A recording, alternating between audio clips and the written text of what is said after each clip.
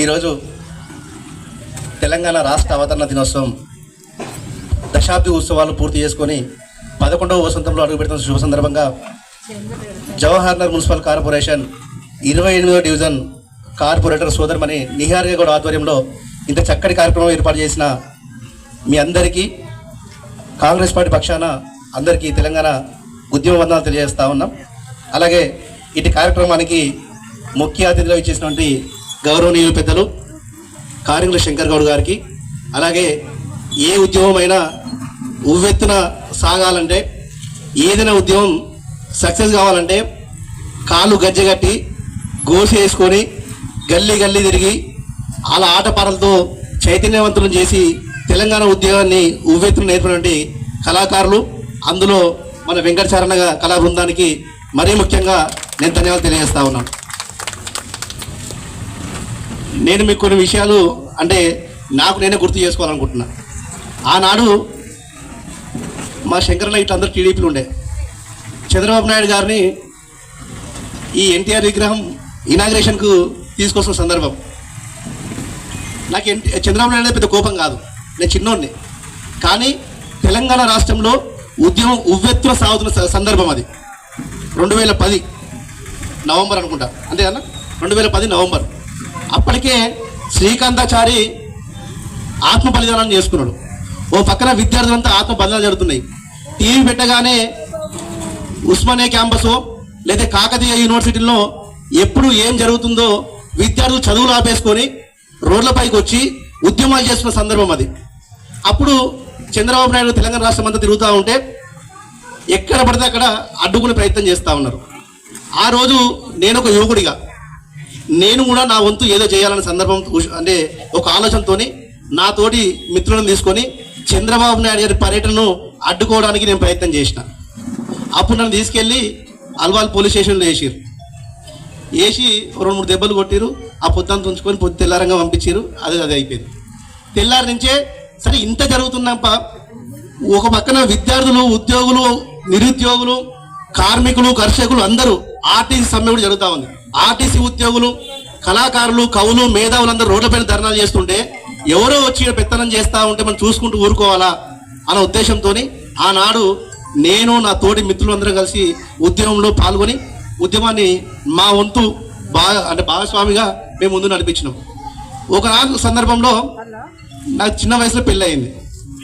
నాకు బిడ్డ పుట్టింది. ఆ రోజు 21 అసెంబ్లీ ముట్టడి కార్యక్రమాన్ని ఆనాడు జేఏసీ కోదండరామరెడ్డి గారు ఇచ్చారు. ఎంతైనా పోలీసులు నమ్మొద్దంటారు కదా. ఆ రోజు వేణుగోపాల్ కానిస్టేబుల్ ఉండే కదా. ఆ వేణుగోపాల్ ఇట్లా అన్న నీతో పనులు రావే అంటే నేను బండి వేసుకుని రోడ్డు మీద పోయినా. రోడ్డు మీద బండి పెట్టగానే ఆ రోజు పుష్పన్ కుమార్ సిఐ ఉండే. సిఐ సార్ పిలుస్తుండు, సార్ని కలిసి వద్దురా అని చెప్పిండు. ఎందుకే నాకు ఇంట్లో కార్యక్రమం ఉంది, ఇంత చుట్టాలంతా వచ్చిర్రు, నా బిడ్డది 21 ఉంది, చుట్టాలు వచ్చి నాకు ఇబ్బంది అవుతుంది అన్న, ఆడికి వస్తే మళ్ళీ ఇట్లా పంపించారు అని చెప్పిన. లేదే సత్యనారాయణ సార్ కలువు, ఎస్ఐ పుష్పన్ కుమార్ కలువు, కలిసి ఇంట్లో కార్యక్రమం చెప్పేసి రా అని చెప్పిండు. సరే అని చెప్పి నేను పోయినా. వాళ్ళెంబడి నా బండి రోడ్డు మీద పెట్టేసి వెళ్ళిపోయినా. పొద్దుకి 9 అవుతుంది, 10 అవుతుంది, మమ్మల్ని వదులుతలేరు. 3 రోజులు ముట్టడి కార్యక్రమము, 3 రోజులు మమ్మల్ని అల్లే ఉంచాలని చెప్పి ఫంక్షన్లో నిర్బంధం చేశారు. ఆ రోజు మాతో పాటు సిపిఐ అంటే మిత్రపక్షాలు, వామపక్షాలు అందరూ ఉండే. అంటే ఆ రోజు అంత నిర్బంధాల మధ్య కొట్లాడి తెచ్చుకున్న తెలంగాణ, నీళ్లు, నిధులు, నియామకాల కోసం తెచ్చుకున్న తెలంగాణ ఈ 10 సంవత్సరాల కాలంలో ఎక్కడ పోయింది? ఇలా కేసీఆర్ ఆయన స్వలాభాల కోసం నీళ్లు జగన్ రెడ్డికి పంపించిండు, నిధులు మెగా కృష్ణారెడ్డికి పంపించిండు, నియామకాలు ఇంట్లో కేటీఆర్, కవితారావు, హరీష్ రావు, వినోద్ రావు అంటే వాళ్ళ కుటుంబ సభ్యులకు ఇచ్చుకున్నాడు. మిగతా వరకు వచ్చినాయా? ఇంకో సందర్భం చెప్పాలి. అదే 2011లో తెలంగాణ జాగృతి అధ్యక్షులుగా కొనసాగుతున్నటువంటి కవిత గారు, నేను ఆ రోజు దానికి మండల అధ్యక్షుడు ఉన్నా. కవిత గారు ఈ ప్రాంతానికి వచ్చి డంపింగ్ యార్డ్ను సందర్శించినాం. నిజంగా కూడా ఒక మహిళగా ఆ రోజు నిజంగా బాధపడ్డదేమో అని మేము నమ్మినాం. ఆమె వెంట నడిచినాం. ఆ ప్రాంతాన్ని సందర్శించి ఇలా ఇబ్బందులు ఎదుర్కొంటూ ఉన్నారు. నిజంగా మేము ఆ రోజు వాళ్ళకున్న సంస్థ ద్వారా మేము సర్వే చేసినప్పుడు చిన్న చిన్న పిల్లలకు చర్మ వ్యాధులు వచ్చేటి. నీళ్లు మేము చూస్తే ఆకుపచ్చ కలర్లో నీళ్ళు వచ్చినాయి బోర్లలో. గర్భిణీ స్త్రీలు అంటే గర్భిణీ అంటే పుట్టేటప్పుడే అంగవైకల్యంతో పిల్లలు పుడతా ఉన్నారు. అలాంటి ఇబ్బందులు ఉండే. నిజంగా తను ఏమన్నదంటే జవహర్ నగర్లో సొంతంగా ఒక 50 పడకల ఆసుపత్రి ఏర్పాటు చేద్దామని చెప్పి ఇదే శేఖర్ బాబు గారి ఇంటి పక్కన చూసినామన్నా. కానీ అది ఎక్కడ ఇంప్లిమెంట్ చేయలే. దాని తర్వాత అంటే ఎవరైనా రాజకీయాల కోసమే చేస్తారని చెప్పి ఆ రోజు ఆమెను వదిలేసి పక్కకు వచ్చినాం. బయట వచ్చి ఇక రాజకీయాలు చేస్తే బాగోదు, ఎవరైనా ఇట్లా నమ్మించి మళ్ళీ బొమ్మ చేస్తారు, ఈ ప్రాంతానికి ఎవరు అభివృద్ధి చేయరని చెప్పేసి పక్కకు వచ్చి నా పని చేసుకుంటూ బయటకు వచ్చిన. కానీ అదే రేవంత్ రెడ్డి గారు ఈ ప్రాంతంలో పార్లమెంట్ సభ్యుడిగా ఎంపికైన కొద్ది రోజులకే నాకు అత్యంత సాన్నిహిత్యం ఉంది. పిలుచుకొని ఈ ప్రాంత సమస్యలు విని గ్రీన్ ట్రిబ్యునల్ కోర్టులో కేసు వేసి కేసులో వాదించి అక్కడి నుంచి ఒక స్పెషల్ ఆఫీసర్ని తీసుకొచ్చి ఇది ఎందుకు చెప్తున్నట్టే మా సిపిఐ ఇప్పుడు కళాకారులు వెంకటచార్య వినాలి, ఇంకో డంపింగ్ యార్డ్ అని చెప్తా ఉన్నాను, ఎన్నికలు చూసిపోతాయి అని చెప్పి నేను అందుకే చెప్తా ఉన్నా.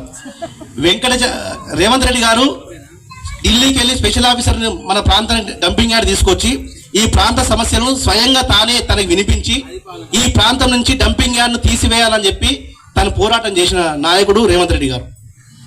ఆనాడున్న ప్రభుత్వం ఆయన మాటలు ఏం పట్టించుకోలే. అయినా రేవంత్ రెడ్డి గారే ఇలా ముఖ్యమంత్రి అయ్యారు కాబట్టి ఆయన నెల రోజులకే, ఆ నెల రోజులు కొద్దిగా హడావిడి అంత ఇబ్బంది ఉంటుంది కాబట్టి అది ఇబ్బంది అంత శ్రద్ధగానే డంపింగ్ యార్డ్ నుంచి రిపోర్ట్ తెప్పించుకొని ఈ డంపింగ్ యార్డ్ని 4 ప్రాంతాలుగా విభజించాలి.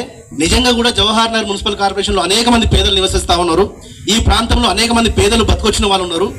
ఈ ప్రాంత ప్రజలకు మనం మేలు చేయాలన్న సదుద్దేశంతో ఈ ప్రాంతాన్ని 4 భాగాలు విభజించాలని చెప్పి ప్రయత్నం చేస్తూ ఆల్రెడీ ఒక ల్యాండ్ని గవర్నమెంట్ హ్యాండ్ ఓవర్ చేసేసుకుంది. అది త్వరలో ఇంకా 3 సైట్లను కూడా చేసిర్రు, అధికారులు రిపోర్ట్ ఇచ్చారు కానీ దాన్ని హ్యాండ్ ఓవర్ చేసుకోలే. వెంకటచరణ దయచేసి నువ్వు బయట చెప్పాలి, మళ్ళీ ఈ ముచ్చట రిపోర్ట్ చేయలేదు. అతి త్వరలో ఈ ప్రాంతం నుంచి డంపింగ్ యార్డ్ వాసన తగ్గుతుంది, పోతుందని చెప్పను, తగ్గుతుంది. అంటే ఈరోజు 100% ఉన్న డంపింగ్ యార్డ్ను 25% తగ్గించే ప్రయత్నం రేవంత్ రెడ్డి గారు కృషి చేస్తూ ఉన్నారు. ఇది మనందరం గర్వించవలసిన విషయం. అలాగే ఈ ప్రాంతంలో కొన్ని సదుపాయాల కోసం వసతులు లేవని చెప్పి మేము సమాచారం పెద్దలకు ఇచ్చినప్పుడు ఎన్నికల కోడ్ ముగియగానే ఇస్తా అని చెప్పిండు. మేము ఎన్నికల్లో కూడా నేను శంకరన్న నిహారిక గౌడ్ గారు వచ్చి మీద కాంగ్రెస్ నాయకులందరం గల్లీ తిరిగి కొన్ని వాగ్దానాలు చేసినాం. ఆ రోజున పరిస్థితులు వాగ్దానాలు చేసినాం. కానీ దాన్ని నిలబెట్టుకోవడానికి మేము శ్రమిస్తున్నాం. ఎక్కడ కూడా మాట తప్పే నాయకులం కాంగ్రెస్ నాయకులం కాదు. మేము ఇదే చౌరస్తాకు వచ్చి మీకు మాట ఇచ్చినాం, ఈ ప్రాంతంలో ఇక్కడే రేషన్ కార్డులు ఇప్పిస్తామని మాట ఇచ్చినాం. మీకు గుర్తుందో లేదు, నాకైతే గుర్తుందా? మా సోదరి మన మీటింగ్ పెట్టినప్పుడు చెప్పినాం. నిజంగా కూడా ఈ ఎన్నికలు కూడా అయిపోగానే ఈయన్నే మళ్ళీ టెంట్ వేయించి మీకు రేషన్ కార్డులు ఇప్పించే బాధ్యత నిహారిక గౌడ్ తీసుకుంటుంది. నేను ఆ రోజు చెప్పినా ఈరోజు చెప్తున్నా, ఆమెకు తోడుగా మేమందరం నిలబడతాం. అంటే జవహర్ నగర్లో అనేక ఇబ్బందులు ఉన్నాయి. ఆ ఇబ్బందులను మెల్లిమెల్లిగా అన్నీ సరి చేసే బాధ్యత కాంగ్రెస్ ప్రభుత్వం మీద, కాంగ్రెస్ పార్టీ నాయకులుగా మా మీద, మీ అందరి మీద కూడా ఉంది. మీరందరూ మాకు సహకరిస్తేనే అవుతుంది. అంటే మీ వాళ్ళలో కూడా లేకపోవచ్చు, బయట వాళ్ళ గురించి చెప్తున్నా, మీకు తెలిసిన వాళ్ళు కూడా మీరు చెప్పాలి. నిన్నగా మొన్న ఓ కాలనీకి వెళ్ళి నా దగ్గరికి ఇల్లు కట్టే 180 గజాల స్థలం శంకరన్న విధాలనే మీకు కూడా చెప్పిన 180 గజాల స్థలం 2003కి వెళ్ళి గవర్నమెంట్ ట్యాక్స్ కట్టుకుంటున్నారు, కరెంట్ బిల్లు ఉంది, ఇల్లు ఉంది, అంత బాగానే ఉంది. వాళ్ళు ఏదో రూమ్ ఎక్స్చేంజ్ చేసుకోవడానికి పోతే ఆ స్థానిక కార్పొరేటర్ వచ్చేసి ఇది అంగన్వాడీ సెంటర్కి మేము సర్వే చేయించడం నేను గెలవగానే ఇది మీకు ఈ జాగా ఇవ్వమని చెప్పిండు. వాళ్ళు అక్కడి నుంచి ఇక్కడి నుంచి అంటే తిరిగి నా దగ్గరికి వచ్చారు. నేను పేపర్ చూసిన, మున్సిపల్ ఆఫీస్ పోయినా, నిజంగానే వాళ్ళు ట్యాక్స్ కడుతున్నారు, బాగా చెప్తా ఉంది వాళ్ళకు. నేను వస్తాపా అని చెప్పి అడిగి పోయినా, ఎవడొస్తున్నా రమ్మను, మన అయ్యా జాగిరి కాదు, ఇక్కడ 2003కి వెళ్ళి ట్యాక్స్ కడతా ఉన్నారు, మీరు గట్టూరి వస్తే తొక్కి పడేద్దామని చెప్పిన. నేను మా శంకరన్న కూడా చెప్పిన అదే ముచ్చట. ఆడు నేను చెప్పిన తెల్లారి నుంచి రాలేదు, వాళ్ళు ఇల్లు అయిపోయింది, రేపు మాపు గృహప్రవేశం చేసుకుంటారు మంచి ముహూర్తం చూసుకొని. అంటే నేను ఎందుకు చెప్తున్నా, మీరు మీ నిహారిక ఏమో రూపాయి అడిగేది, కానీ మీ చుట్టాలకు మీ బంధువులకు కూడా చెప్పాలి. జవహర్ నగర్లో ఏ ఒక్క కార్పొరేటర్ కానీ ఎవరైనా సరే, ఏ లీడర్ కానీ ఎవరికి రూపాయి ఇవ్వద్దు అనేది కాంగ్రెస్ పార్టీ సదుద్దేశం. ఆనాడు పెద్దలు చెప్పారు, మిగతా అవతల పార్టీ ఉన్న కూడా మేము ఇదే చెప్తా ఉన్నాం. ఎవరికైనా రూపాయి ఇచ్చేది లేదు. మీరేదైనా ఇల్లు కట్టుకోవాలంటే పెద్దలను కలవండి, మేమున్నాం, మేము మీకు అండగా ఉంటాం, మీకు ఇల్లు కట్టిస్తాం. అంటే బాగా చెప్తా, మీకు ఇల్లు కట్టిస్తాం. కానీ ఎవరికి రూపాయి ఇవ్వద్దు. ఒకవేళ తీసుకుంటే గుంజ కట్టించుకుంటుర్రి, తీసుకొని అంటే వాళ్ళు అడుగుతా చెప్పుర్రి, ఇచ్చేదాకానే పోవద్దు, మీరు ఇచ్చేదాకానే పోవద్దు. కాంగ్రెస్ పార్టీ గల్లీ ఉన్నాం, మాకు చెప్పుర్రి. ఇందనమ్మా అంటే ఎందుకు చెప్తున్నంటే అవినీతిని అంతమొందించాలంటే ఈ 25వ డివిజన్ నుంచే స్టార్ట్ కావాలి, ఇక్కడ నుంచే స్టార్ట్ కావాలి. అంటే ఆ రేవంత్ రెడ్డి గారి ఉద్దేశం ఏందో అంటే కేసీఆర్ గారు కొన్ని మంచి పనులు చేసి ఉండొచ్చు కాక, కానీ కింది స్థాయిలో అది ఇంప్లిమెంట్ చేయాలంటే అవినీతికి కకృతి పడ్డారు, అది కాలేదు. కానీ ఇవాళ రేవంత్ రెడ్డి గారు ఒక మంచి ఉద్దేశంతో ఈ తెలంగాణ రాష్ట్రాన్ని ఒక మంచి దారిలో నడిపించడానికి ముందుకు పోతాడు. ఆయన ఆశయాలను ఆయన కళలను మనం నెరవేర్చాలంటే కింది స్థాయి కార్యకర్త దాకా దానికి కంకణబద్దులే ఉండాలి. ఏ ఒక్కడు అవినీతికి పాల్పడ్డా అందరికి చెడ్డ పేరు వస్తుంది, పార్టీకి చెడ్డ పేరు వస్తుంది. అందుకే మనందరం ఇక్కడ కాంగ్రెస్ పార్టీ సైనికుల్లా ఉన్నాం. రేవంత్ రెడ్డి గారి నాయకత్వాన్ని బలపరచడానికి ఉన్నాం కాబట్టి దయచేసి ఎక్కడ కూడా అవినీతి తావు లేకుండా మన పాలనను ముందుకు సాగించాల్సిందిగా మనందరి మీద బాధ్యత ఉంది. అలాగే ఇంకో విషయం చెప్తా, మీకు పెన్షన్లు కావాలి. మా అమ్మ నాకు చెప్తా ఉంది, ఇవన్నీ కూడా నిహారిగా కూడా చేస్తుంది, మీకు ఏ ఇబ్బంది లేదు. ఇప్పుడు 6వ తారీఖు తర్వాత 6వ తారీఖు 4వ తారీఖు రిజల్ట్ ఉంటుంది, 5వ తారీఖు ఎమ్మెల్సీ రిజల్ట్ ఉంది, 6వ తారీఖు రోజు ఎలక్షన్ కూడా ఎత్తేస్తారు. ఆ తర్వాత సంక్షేమ కార్యక్రమాల మీద మేము ఇచ్చిన మాటల మీదే వస్తాయి. అంటే ఎవరు 5 లక్షలు దేనికి వస్తాయి అంటే కోడ్ వచ్చింది మీకు అన్ని నిహారంగా కలవండి.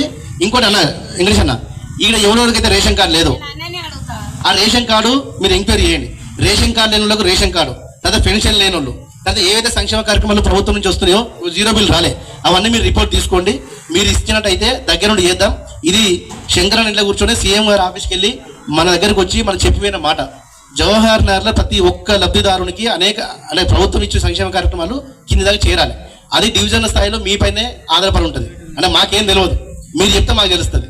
దయచేసి మీరు ఏమున్నా మీ స్థానికంగా ఉన్న లీడర్లకు కలవండి, మీకు అలా చెప్పండి, వాళ్ళు మాకు చెప్తారు, మేము చేపించేది మీకు పని చేస్తాం.